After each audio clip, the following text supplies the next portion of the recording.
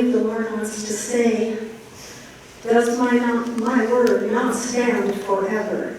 When I give my word, it is true. And have I not said that my angel will go before you to guide you and lead you in all your ways? For I love you, and you are my people. I will always guide you, and I will always protect you, and I will send the angels before you to guide you, says the Lord. Thank you, Jesus. Thank you, Lord, for all you have done for each one of us. You met us personally, and we have encountered you in unique and very special, memorable ways over this weekend. So we ask, Lord, that you would seal all of that into our hearts and our souls, that we will always remember that you have convinced us this week and that you truly love us. And so we thank you, Jesus, for your presence with us today. And as we move forward, Lord, we just want to honor you and have grateful hearts and thank you for all you have done for us.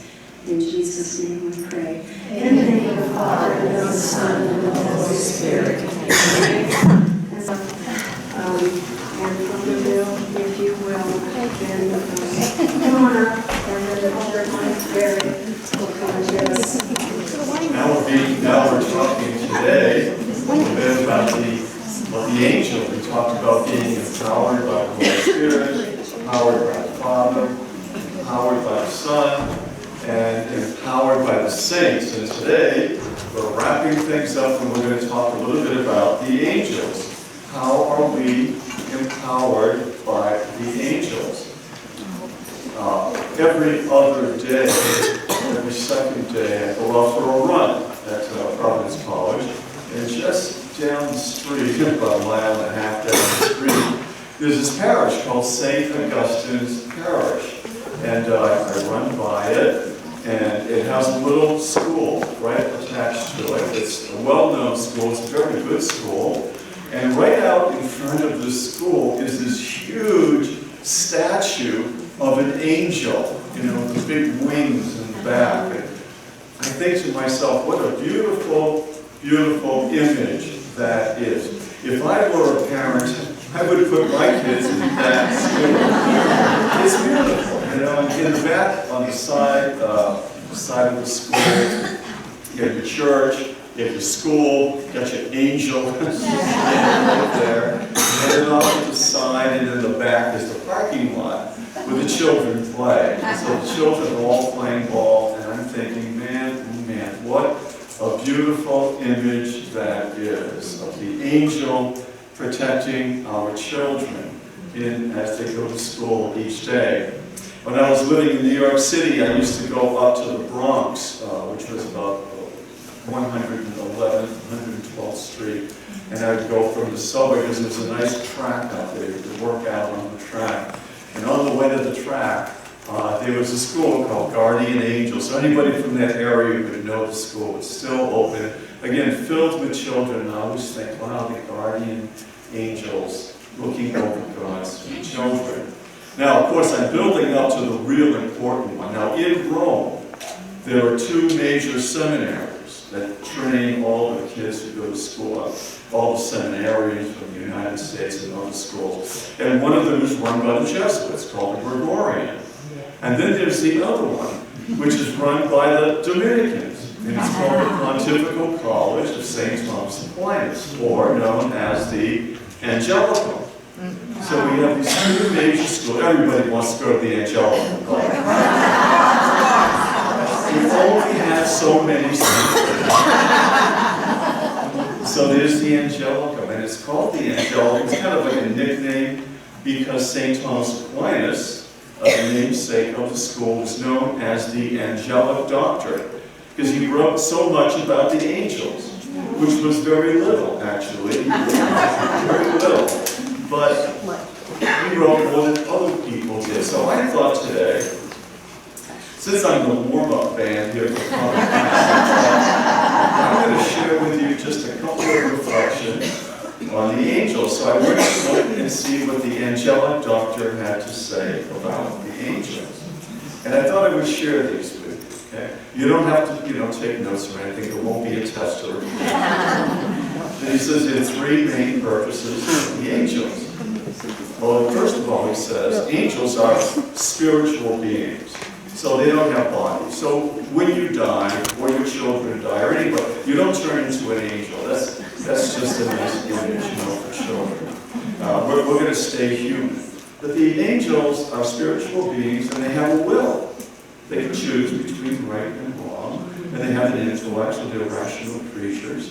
And they serve three basic purposes, very much like us. The first purpose, anybody know what the first purpose of the angels are? God worship. Right. Who said that? To worship the Lord. They were, you said A. You heard A. Yes. I'm going to send you one credit for Providence College. A lot of money. Yeah, it's a lot of money to throw in. And so the first purpose of the angel is to worship God just like us. So in that respect, our goal is to be with the Lord and worship Him, love Him. And we start now. Second purpose of the angel. Anybody know what another one might be?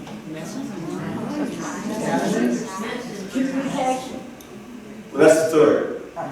The third purpose of the angel is to be a messenger. Gabriel, the angel Gabriel appeared to Mary and all of that. Yes? Protector? Close, yeah, close. Same like the archangel's going to defend us in time of need. Guardian. But, okay, guys. No, I'm all mixed up. To worship the Lord, to be a messenger for the Lord, and to do God's will. Okay, the St. Thomas says there's three purposes of the angels. And so the angels have a similar path in life as we do. Now,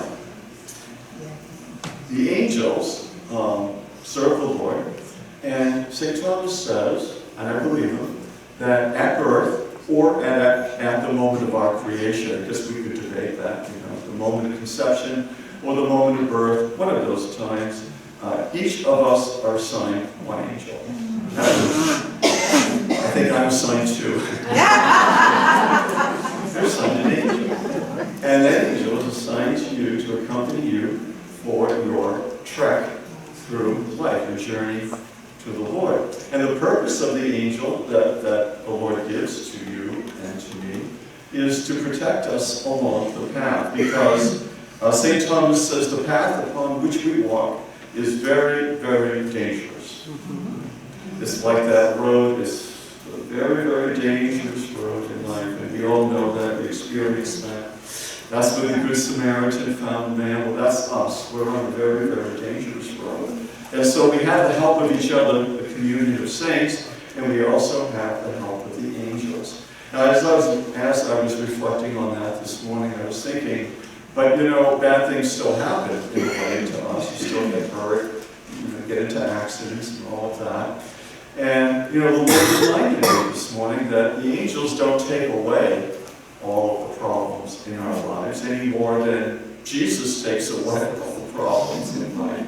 Rather, they are here to help us grow through the problems in life, grow through the challenges that come our way. They help us to endure to the end so that we mature and grow in the Lord. And so the angels are given to us to help us along the way. And once we get to heaven, I didn't know this. This is something I learned as I was reading up on this. That once we get to heaven, we are going to be assigned another angel. What happened to that? I don't know. Maybe. I don't know. I might have a second-hand angel. I have to go back and look that up. But what I understand, anyways, we are assigned an angel to accompany us for all time in heaven. And this is the part that surprised me. If we don't make it to heaven, then we're assigned a demon. No. That's a scary thing. Well, that's what St. Thomas said. So I don't know. But you will be given an angel to accompany you in heaven. But what happens to the old one? See? I don't know. We'll get back to you on that.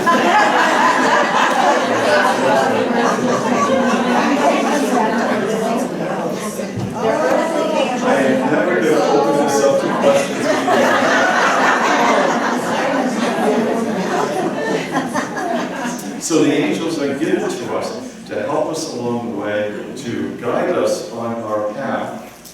heaven. The final thing is an angel or saint. Saint Michael the Archangel. Anybody who is on the path to the Lord, anybody who is with the blessed, anybody who chooses to go with the Lord is a saint. So even the angels are saints. And we are all united. The communion of saints includes, when we talk about the communion of saints, we usually mean the people, human beings who go before us. That's the prime analogous.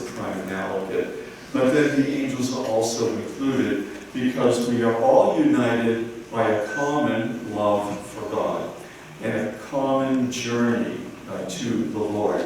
And so that's what unites all the communion of saints, the men, the women, and the angels of God.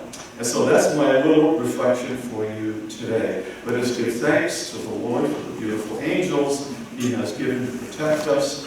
Remember always that you have an angel assigned to you to protect you and help you and guide you on your way to the Lord. And later on today, I will look up the answers to all those questions. I affirm everything that Father did.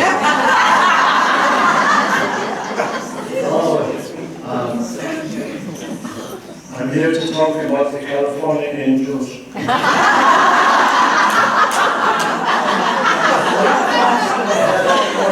This morning, and I'll tell you, we prayed over people last night, and some were going down in the spirit. They call it slaying in the spirit.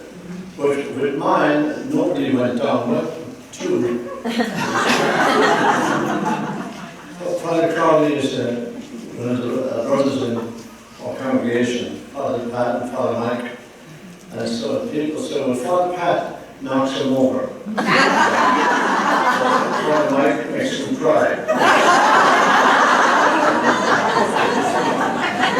And the fascination at one time of going down in the spirit.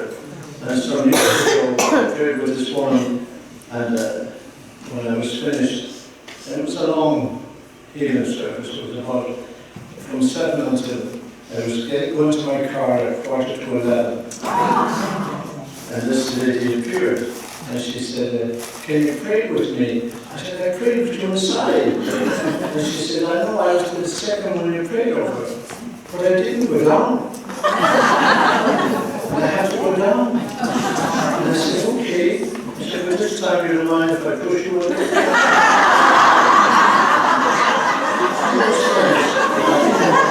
My spiritual walk. One thing I was called to pass the other day about God is Father. God is Father, emphasizing, two elements. Be sent. If you don't believe in me, believe in Him who sent me. Believe in Him who sent me. And the whole idea of being sent, and we're being sent forward to by Almighty God. And the whole Trinity. And also,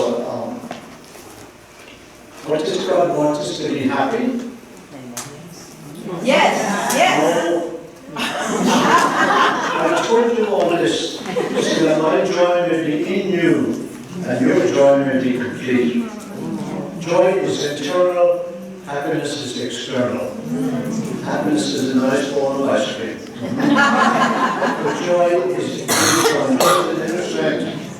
The inner strength really to be able to choose His will, to follow His will. You have to go through many trials to answer the apostle, and many trials and tribulations before you enter the kingdom of God. I've come that you might have life and have it abundantly. Do we have abundant life? No. We don't have abundant life, but it's promised to us. Abundant life is in the Eucharist. Abundant life is in your marriage. Oh no, it's not.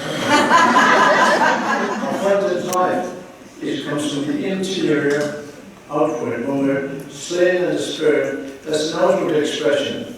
When we're baptized in the Spirit, okay, many gifts come. But the worst journey of all is the internal journey. But the one you have to face is yourself. And you're your own worst enemy. You worry and worry and worry. And nobody knows what you're worrying about.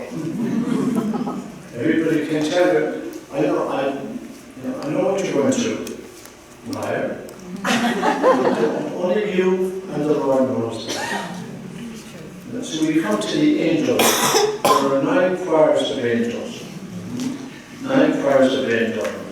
Very quickly, the seraphim, the cherubim, the thrones, the dominations, the powers, the virtues, the principalities, archangels, and angels. Who was the highest angel?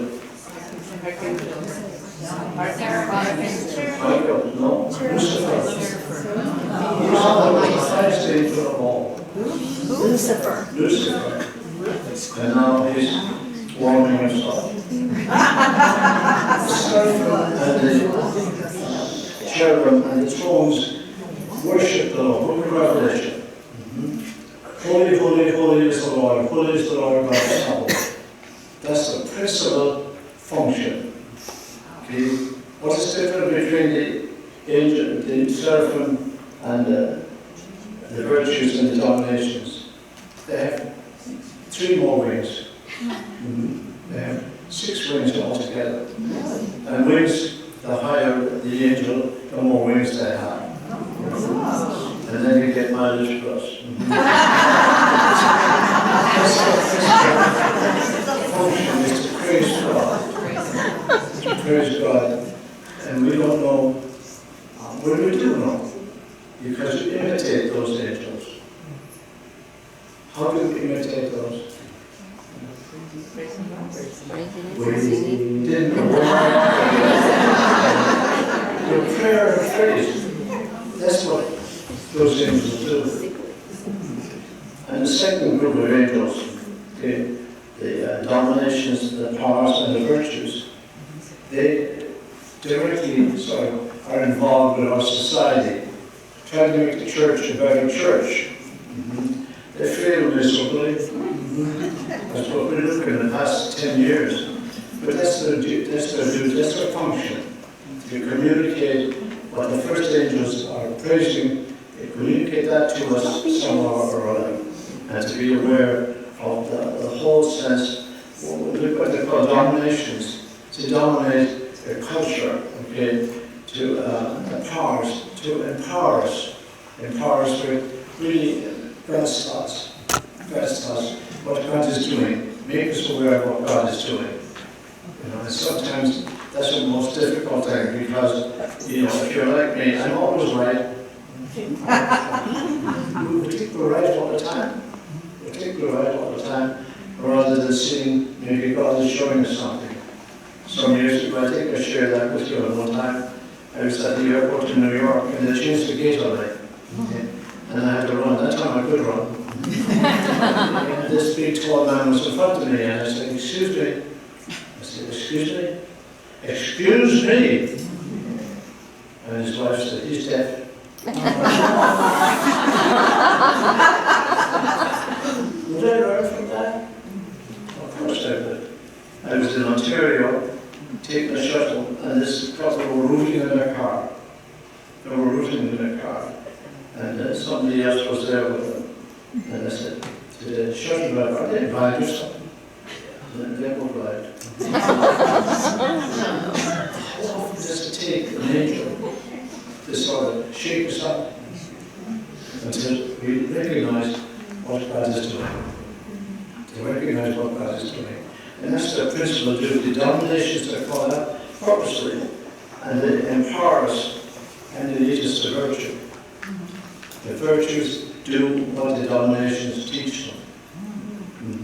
There's a whole interplay between the different choirs of angels. And then we come to the principalities, the archangels, and the angels.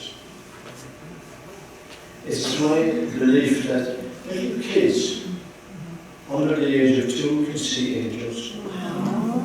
Many times they can. They point out all the time. And when you think of the crime of abortion, how horrible that is. So the whole sense of archangels, Big Mick, that's what I call him, Michael the archangel, Big Mick. In the book of Daniel, Daniel prays and gets no answer. Chapter 5 he prays. Chapter 6, 7, 8, 9, 10, 11, 12. Michael comes in and he said, Daniel, Daniel, as soon as you prayed, God answered your prayer. For I've been fighting the evil one. I've been fighting the evil one, and I've come to give you the answer. So many times God answers your prayers, but you've locked yourself in. You've locked yourself in so that the answer can't penetrate. The answer can't come true. You know, we have a guardian angel. You know the story about the guardian angel. This guy was traveling about 90 miles an hour, and then he went up to 100 miles an hour. And St. Christopher got out. Then he went to 120, and the guardian angel got out. So many times we fight God's angels. God's angels is relate to us what God is doing. So many times we have a block, a way of life. Many sins are forgiven her because she has loved much. The whole concept of God's love. God's love in the Trinity, the Father, Son, and Holy Spirit. And again, we have the angel bringing us that love. Right? I don't believe that stuff anymore. You know? And I have a grandnephew, and he got this girl pregnant and had a baby. And I told him before the baby was born, I said, you know, I can help you, I can straighten it up in church. He said, thanks, but no thanks. I'm my own man. And besides, you know, this is the 23rd century. And the first one out of the delivery room was himself. He was his own man. We carried him on. He painted with him. So, again, to see, we have a guardian angel, we have a conscience, we have the gospel. All of that is just successful. No, because we have another angel working full time. And he's got a bunch of angels with him, the fallen angels. The ones who are dead set, you know, who give you the best in life, all of that. And yet, there is something better. There is your salvation. That Jesus died for you.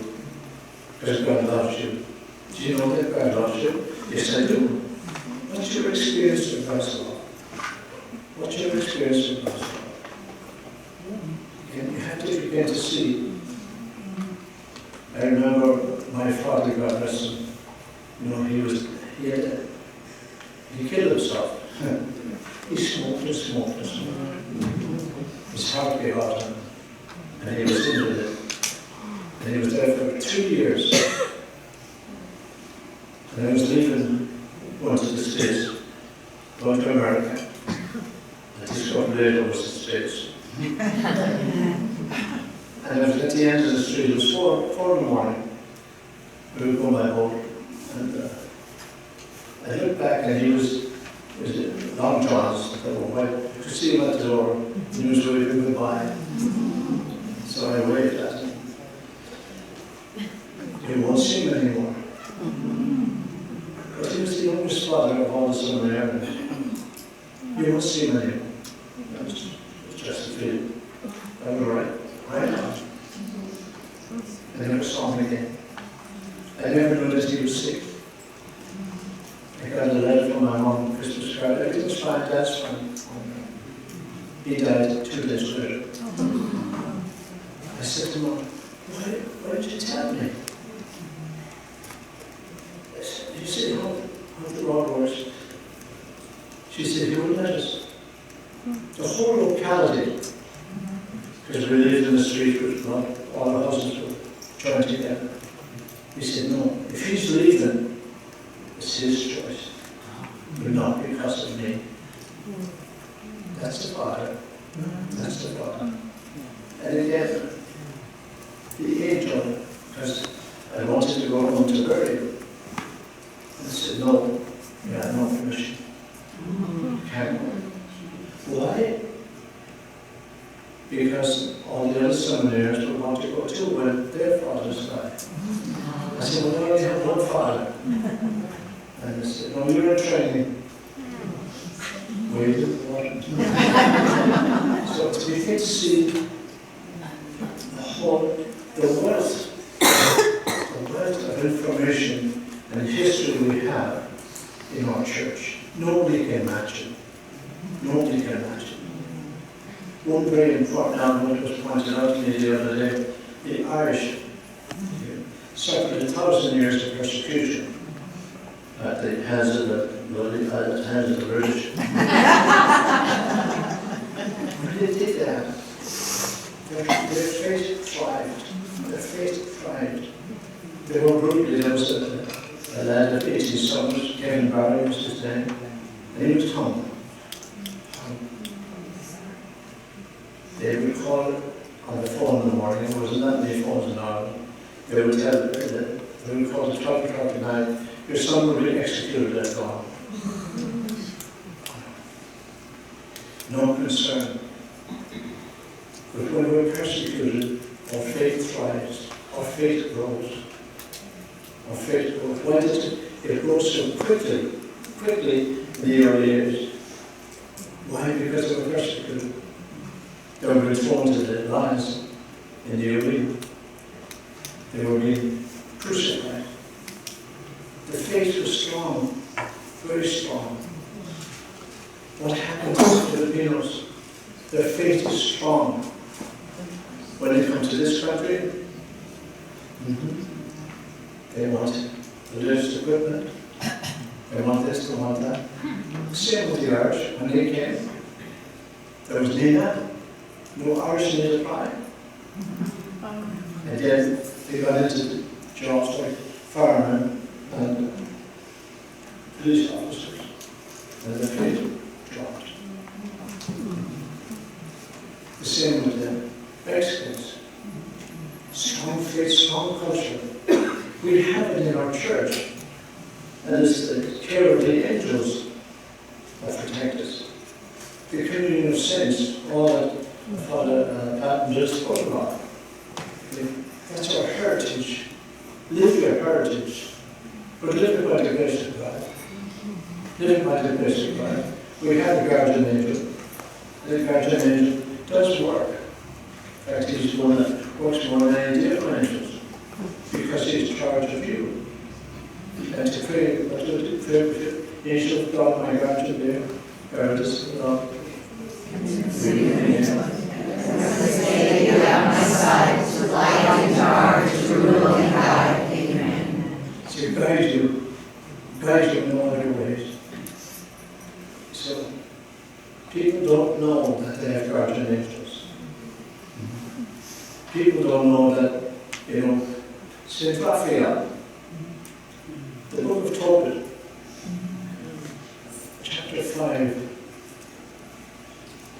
it's a beautiful, beautiful expression there. You should share it with your husband, but I don't think he would agree. There's Tobias, he was into Sarah. She was the one married more than Henry VIII. She'd been married 7 times before. And Tobias said to her, get out of bed. She said, okay. He's kneeled down. Oh God, I take this woman not out of lust, but out of your gift to me. It's a beautiful prayer. Beautiful prayer altogether. Inspired by Raphael. How many archangels do we have? We have a whole bunch of them. The Bible only relates 3. Behold, you will receive and bear a son, the messenger of God. Michael, what's Michael's name like?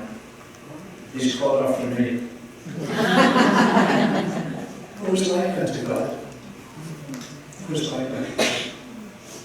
David was chosen, why? Because he had a heart like unto God.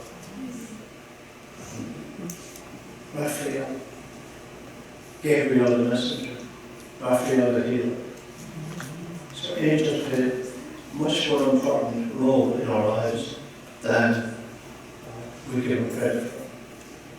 Most of us don't even know I knew there was 9 choirs of angels, I could tell them. You know, I know that the first one, holy, holy, holy is the Lord. That's all they do. It must be boring. Think of it as life-giving. That's their life. What is your life like? How much time do you adore the television? No, you adore nothing. To see the vitality of that whole life. So many times we're chasing happiness, but the inner joy, the inner conviction that Jesus is Lord. God is God. All the time. And look what He has around them. And gathering more people every day. More people every day because they can see the whole. I mean, our church has been ridden with scandal, and terrible scandal, and people want to have anything to do with the church. Yeah. They're asking for too much money. They're asking for this, they're asking for that. I did a healing last, my brother-in-law was out here from Ireland, and he said, how much did you get in the collection? And I told him, so he said, did you see the cars they're driving? He said, something like Cadillacs out there. He said, there's one next to all of those beautiful cars. I said, yeah, but they're paying them all the time. He said, I can't believe that. Many times we were limited. There was a famous Irishman, besides myself. Some men, probably Teddy Kennedy quoted it. Some men see things as they are and ask why. I see things as they never why and ask why not. George Bernard Shaw. George Bernard Shaw. We have some of the best writers. You know, look what's happened to our literature, English literature. We've lost poetry. We've lost the finer things in life. They've all been taken away from us in the name of progress. In the name of progress. You know, when I was growing up, every one of us, every kid would have a favorite song. A favorite song about what? About the persecution of the church, about the persecution in Ireland. It had meaning for us. They take away the meaning of our faith. They take away the meaning of our faith. So what's left? You know, there's something new must come out. Yeah. How many people are podcasting all over the world? Podcasting, I read one last night about difficult times to come. You know, all the beheaded and all of this stuff. Doom.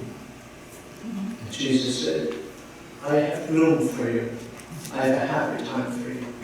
A happy time for you. Like the angels, I said, but this, what we pray when someone is coming, when I go down to Carlsbad, when I'm going home and stuff, a cordon of angels guard you on the way. A cordon of angels guard you on the way. And you get to see, yes, they are guarding me on my way. Okay? They're not in the car, but they're outside. Last year, on the 210 freeway, you don't know where the 210 freeway is. It's Fontana. And there was a crash. There was a crash. Because all the cars are backed up. But the hell's going on here? And this lady in her car said, well, maybe there's somebody hurt. Maybe somebody killed. I prayed for that person.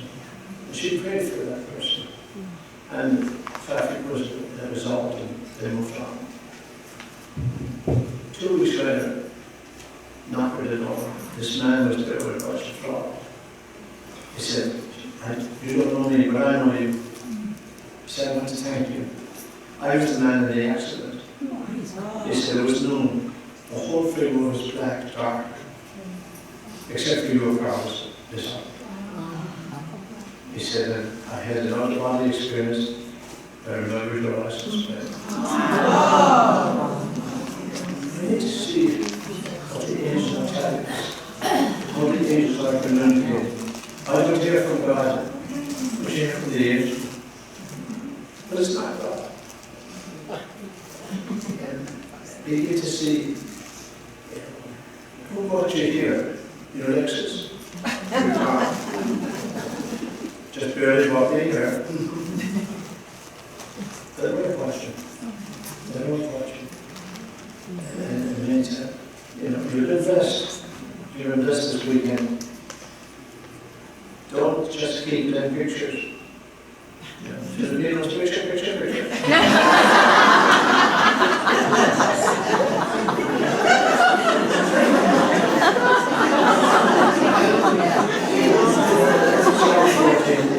Psalm 14 says what? Unless the Lord build a house, the labor in vain will build it. You're not building it alone. The Lord is with you. What was the early greeting? Emmanuel. God's with us.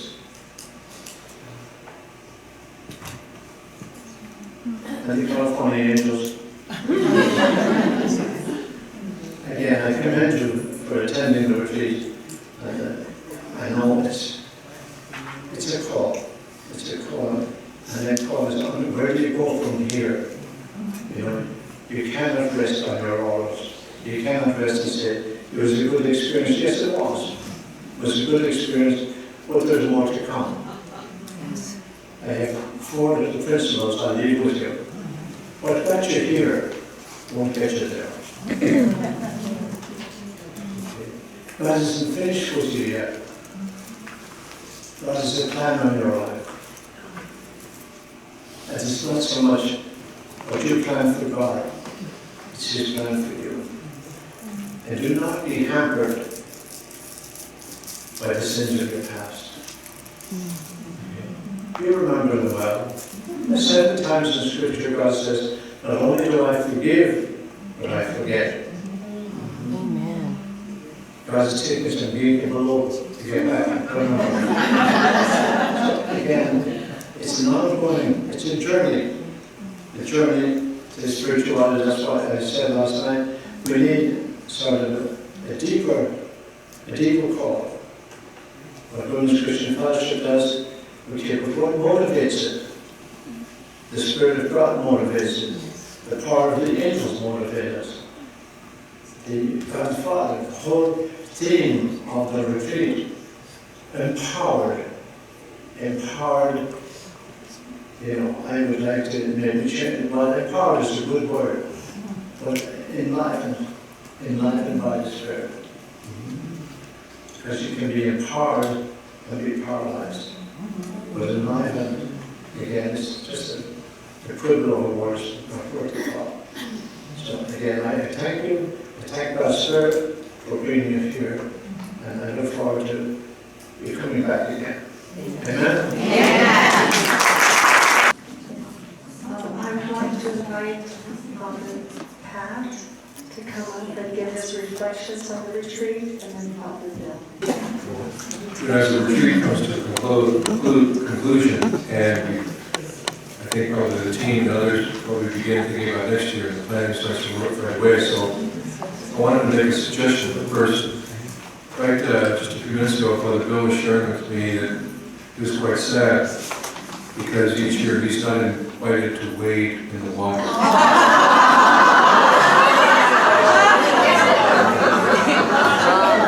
So that needs to change for next year. And he won't know that we're going to do it.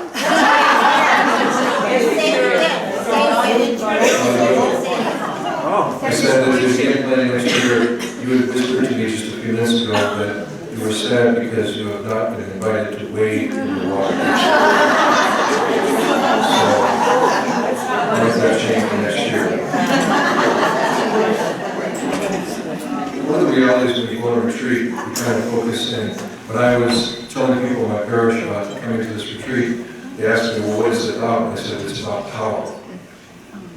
And I think that conjures up all sorts of imagery, especially in the world we live in, what makes somebody powerful. Well, as I came here, I focused on some images that really reminded me about power as defined by Jesus. And the first image that came to mind was a beautiful couple that kind of introduced me to the charismatic movement. And very early on in my priesthood. I have to admit I had misgivings about the charismatic movement. I didn't know. I saw these people get excited, energetic. It was quite different from the guy who grew up at the 7:30 a.m. Sunday Mass where we didn't even have music at the Mass.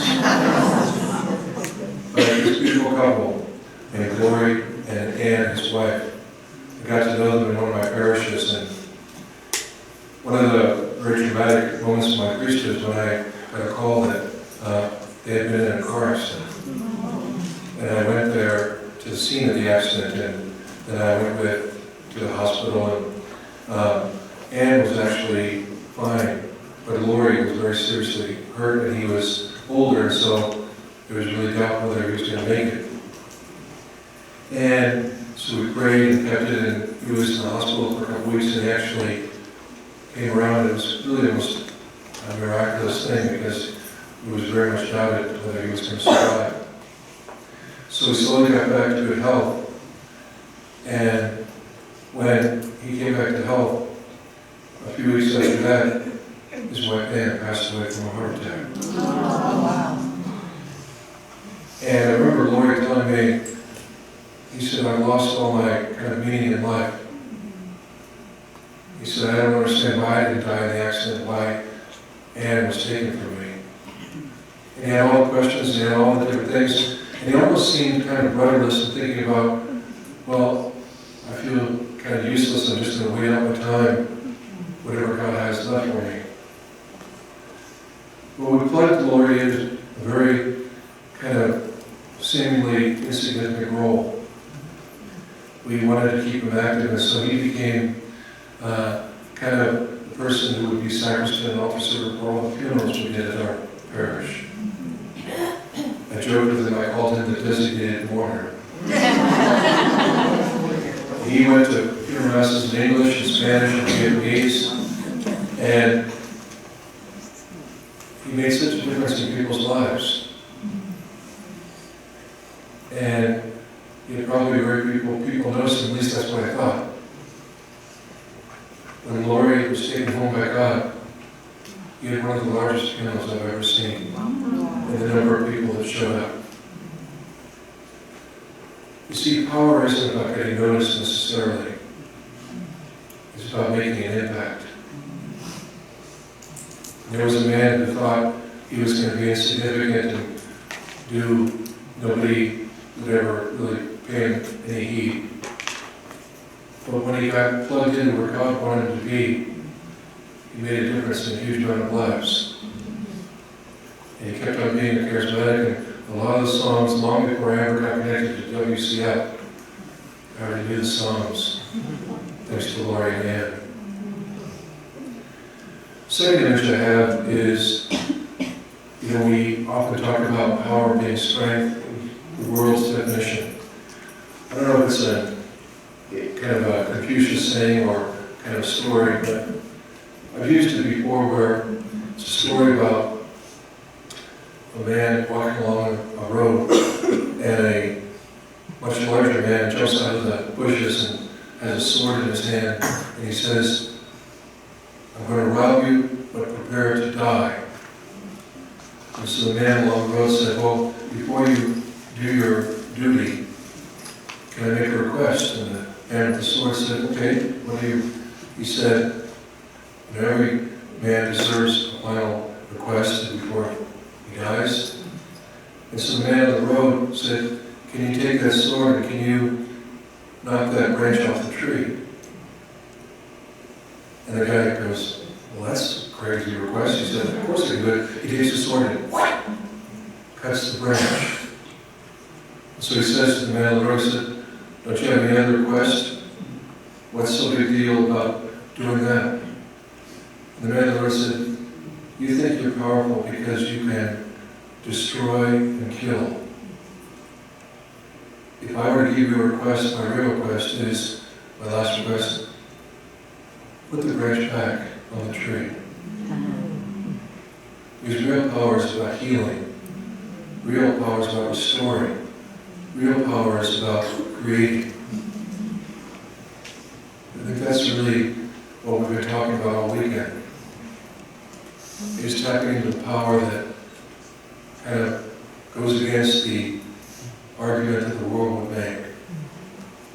The final one image that came to me was a story related to me by our former bishop in San Diego, Bishop Rom. He was the one that ordained me a priest.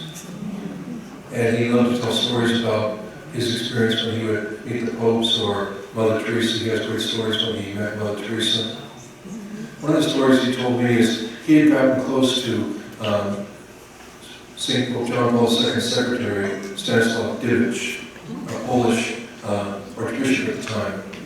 He was the Pope's secretary. And so Bishop Rom could actually communicate with him whenever he was in Rome, they would talk and like that. So Bishop Rom, in a moment, asked Archbishop Divic, this may sound like my question, but have you ever seen Pope John Paul II cry? And Archbishop Divic didn't like sharing stories, and he wanted to keep very faithful to the Pope, but he did say to Bishop Rom, he said, well, I'll tell you one story, one episode when he cried. Because Archbishop Divic apparently had seen Pope John Paul II cry when he was returning home to Rome from Denver, Colorado for World Youth Day. And apparently Archbishop Divic asked the Pope, why are you crying? And Pope John Paul II, he said, I just spent beautiful days with some young people, and they don't understand the power that they have. That's the reality of where we're at, is the power is there. The power to impact others, the power to change the world, the power to change our life situations. It's not like we're saying, God, give us that. He's already given it to us. We just don't always recognize it. We don't always utilize it. Because we get caught up in the world. The world is about power, about all the things that gives power. Knowledge is power. Material things are power. Strength, physical strength, mental strength is power. I think one of the things that we should walk away with, at least I will, with this retreat, is that the real power is defined by Jesus. And it's laying your life down, surrendering, and really allowing God to use His power through us. And I think amazing things will happen. And I hope and pray that that's your experience too. Bill, would you like to come against your reflections, please? I just have a couple of things to share with you. Every year we do this retreat, and I'm more and more convinced that, what is really happening in most of us is that, we give our talks and we prepare them and work hard on them and get everything ready, but it just seems to me each year that as I speak with people and go through this experience, God touches individual hearts in individual ways. And so, although we create this theme, enlivened by God, or empowered by God, God does His own work in each one of you. And each one of you is going to be touched in the way that you need to be touched. Most of the things we talk about, you're going to forget, as soon as you get in the car and drive away, but it will be an experience of God and an inner healing and something that will happen in each one of us, myself included, that we will take with us. And so the beauty of these retreats is not so much, like a priest do, although we help, we provide the context, but the beauty is what God is doing in you and the miracles that He's doing in your hearts and the healing that He's bringing about. So for me, this weekend, the big thing for me was I just watched God heal you all in so many different ways. He makes you whole, He makes you good, He makes you holy, and you walk away, we all walk away enlivened by the Spirit to bring that to others. So that's really my main reflection for today as I was thinking this morning what happened, and I thought a lot of people got healed in a lot of different ways, in a way that they needed, regardless of what we said in our talks, although that was a help. And so we, leaders, team, whatever, provide a context for which God can work. And I wanted to take this moment to give special thanks to Angie. Angie has worked so hard for me.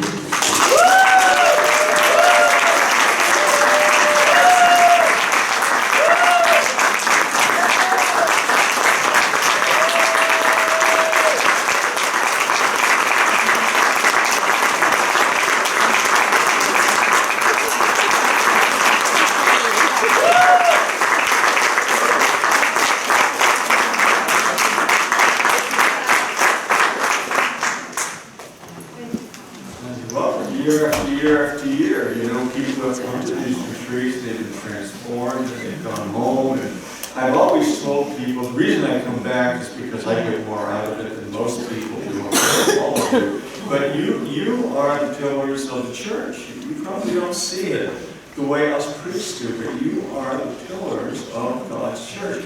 You're going to go home, you're going to visit the sick, you're going to help out the priests and the nuns, and you're going to bring God's life every place you go. And this retreat is like recharging your batteries, healing you, strengthening you. You're coming to the mountaintop to be with each other, with the saints of God, with the angels of God, and God will lift you up and make you strong and make you whole, and then you will bring that to others. So you will bring the life of God everywhere you go. And so we owe that to Angie in a big way. We know that God does the work. But Angie is like an angel from God sent to gather us together, to build us all up. Even the priests are built up through this. And we all go back, and my students are so happy to see you come back with a smile. Thank Angie for us. And don't forget to give us good grades. And so we thank the Lord, really, for the healing that He has brought about in our lives. We thank the Lord for the good work He is doing in you. We thank the Lord today for the joy He has given in your hearts and the happiness that you're on your way to receiving. And we thank Angie for her hard work, her love, and her love of God. Thank you, Angie. I feel embarrassed. So I want to say the real deal is to God's glory. Amen. And I love what you said, Father. You are making these women holy. You're enabling us to grow in holiness through that sanctifying beauty of God's love through you and this Eucharist. We couldn't have this without you. We need the body, blood, soul, and divinity of Jesus to support us, to lift us up, and to give us the grace to move forward. And we really, really need you when it comes to the sacrament of reconciliation, because we need to know that God's love is there present with us, and that we are set free from our sins. We don't have to be a slave to sin, and you tell us that, and that makes a difference in us. And we feel so purified once we're able to go to the confession and know that Jesus loves us so much. And I think it was probably that, the talks are meant together for me, they just meld together. But I believe you said God wants to convince us of His love for us. Probably that, I think you said that. And that's how I feel, that, and I hope that you will realize that you are lovable. God loves you. You've been created in Him, in His image, and you are precious in His sight. And so I love you. I'm so grateful to God for you. I wish I wouldn't cry. Anyway, thank God that you're here. You are a gift to me. And I'm just so grateful to God. To Him be all honor and glory in our lives. And so I hope that you'll carry that in your heart and be strengthened by what the Lord has given you this weekend. And so one of the ladies came up, Kim Tedesco, I'll name you, and she said, I have a miracle this weekend, but she said, I don't want to tell everybody. Can I just tell you and you'll tell everybody? And so anyway, what she said is she has cancer right by her nose, and she took the holy dirt and she rubbed it on that cancer, and she took some holy water, blessed herself, and rubbed it on that cancer, and she said that it's almost completely gone.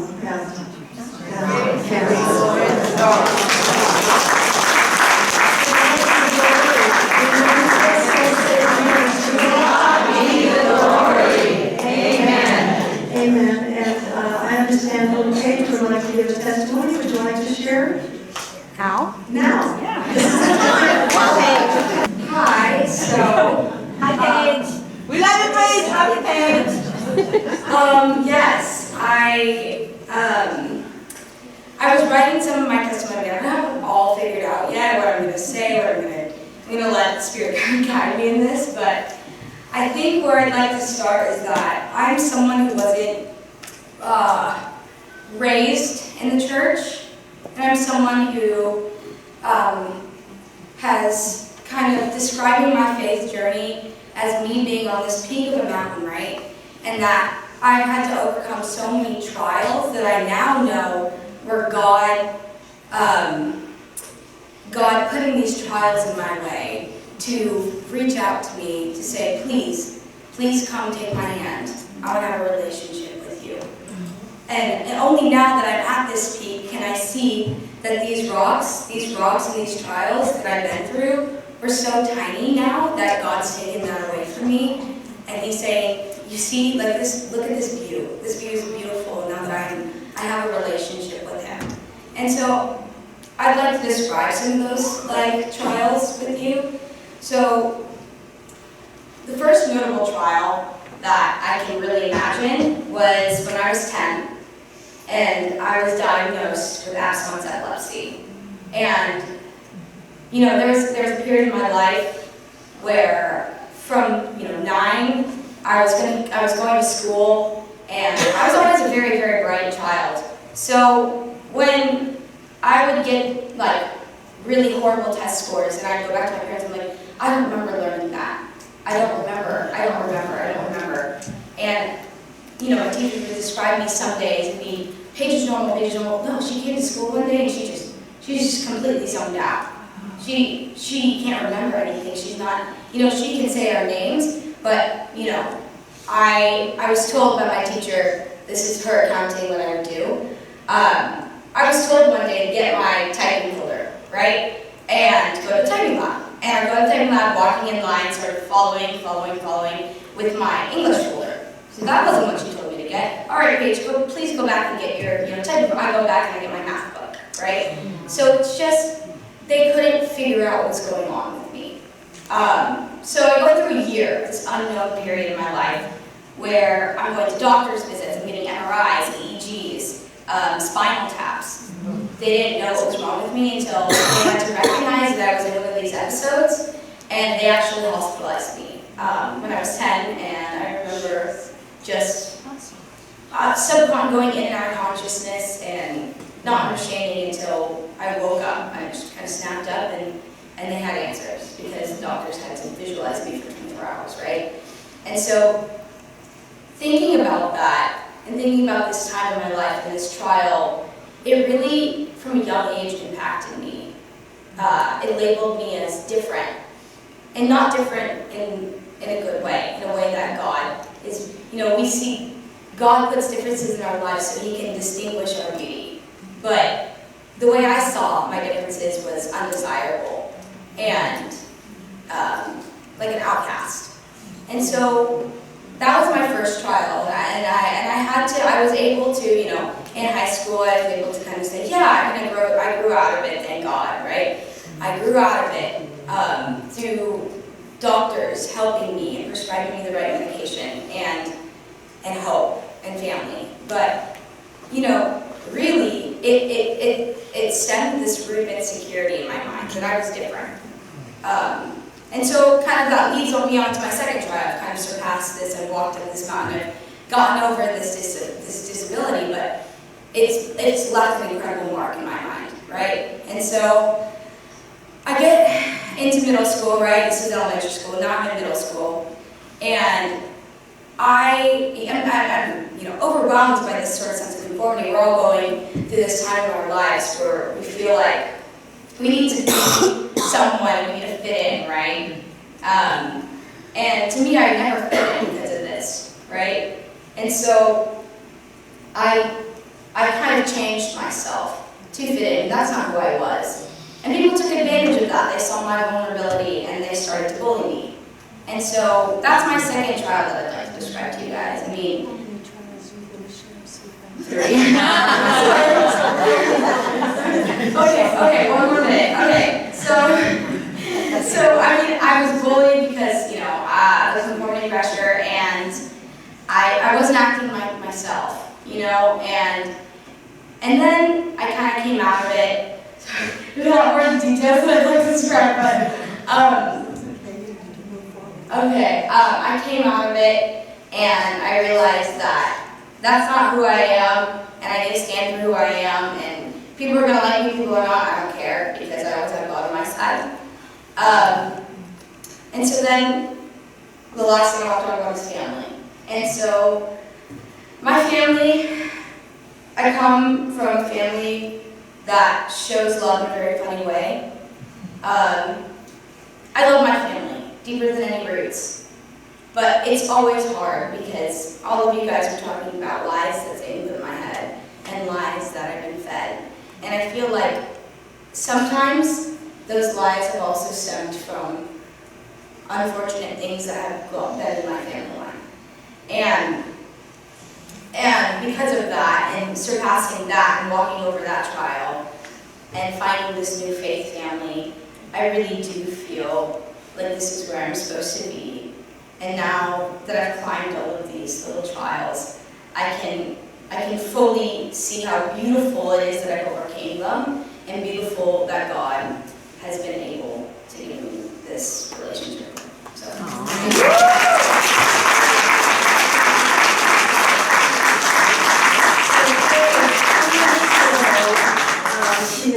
She had been catechized and ready for baptism, and so she was baptized 3 weeks ago. And so